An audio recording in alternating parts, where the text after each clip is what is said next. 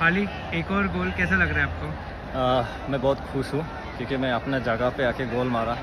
मैं बहुत खुश हूँ क्योंकि मेरा फैमिली भी स्टैंड पे आया हुआ है। मेरा father in law and mother in law सब आया हुआ है, तो मैं बहुत खुश हूँ कि आज मैं वो लोग के सामने गोल मारा। लास्ट टाइम आपको मिला था, आपने बोला था आप गोल मारोगे, सेम सेलिब्रेशन इस बार मिस हो गया? ऑफ कोर्स मैंने सेम सेलिब्रेशन मारा क्योंकि कोई देखा नहीं होगा, बट मैं सेम सेलिब्रेशन मारा। गोल मारने के टाइम में मेरा हमेशा सेम सेलिब्रेशन होता है। और आपके फैंस आपके लिए बैनर भी लाए थे, आपने देखा वो?